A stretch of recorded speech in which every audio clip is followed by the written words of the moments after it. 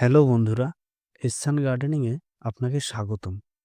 বাথরুমের টাইলসে এই কালো দাগগুলো দেখতে একদমই ভালো লাগে না, যত পরিষ্কারই করি। কিছুদিন পর আবার ফিরে আসে। আজ আমি নিয়ে এসেছি এমন এক দারুণ টিপস, যেটা জানলে বাজারে গিয়ে আর অযথা আপনাকে টাকা খরচ করতে হবে না। ভিডিওটা ভালো লাগলে চ্যানেলটা সাবস্ক্রাইব করবেন আর শেষ পর্যন্ত দেখুন, কারণ এই টিপসটা আপনি মিস করতে চাইবেন না। আজকের এই টিপটার জন্য লাগবে মাত্র দুটো ঘরোয়া জিনিস। একটা হলো সাদা ভিনেগার, আরেকটা বেকিং সোডা। ভিডিওটা যদি আপনার ভালো লাগে এবং আপনার কাজে লাগে, তাহলে অবশ্যই একটা লাইক করবেন এবং চ্যানেলটা সাবস্ক্রাইব করবেন।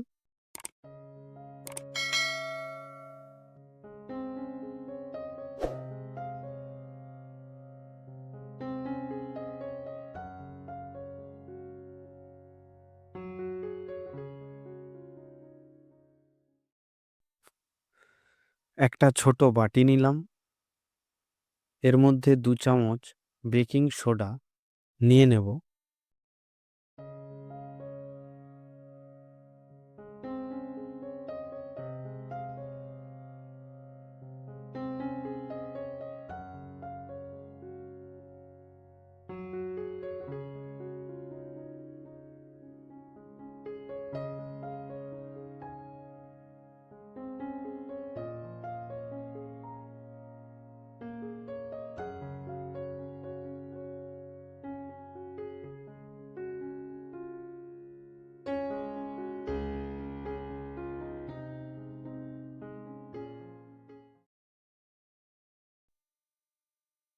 এবারে ভিনেগারটা ঢালছি ধীরে ধীরে। দেখুন,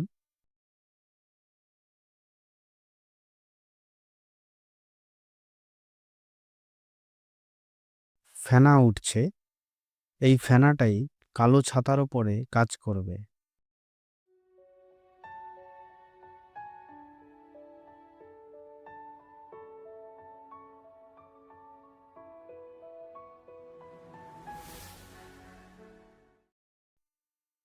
দর্শক বন্ধুরা, এই কালো ছাতা বা ফাঙ্গাস বাথরুমে এটা একটা খুব সাধারণ সমস্যা।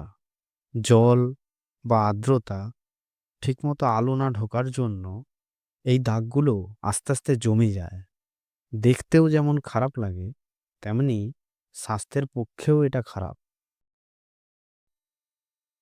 আমরা অনেক সময় দামি দামি ক্লিনার কিনি, যেটা বোতলে লেখা থাকে যে সব উঠে যাবে, অর্থাৎ দাগ।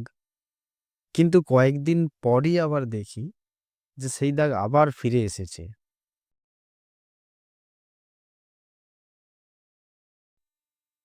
এখন একটা পুরনো টুথব্রাশ নিলাম।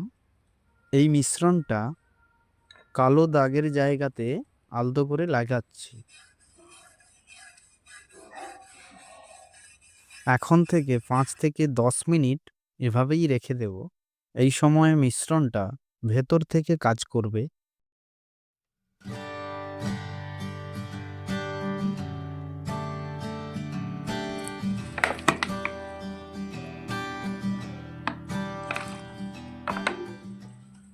এরপর শুধু জল দিয়ে ধুয়ে ফেললাম। দেখতে পাচ্ছেন টাইলস আগের থেকে অনেক পরিষ্কার হয়েছে।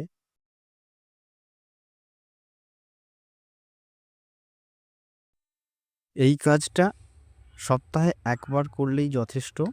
আর মাঝে মাঝে শুধু ভিনেগার স্প্রে করে মুছে নিলে ফাঙ্গাস আর বসবে না।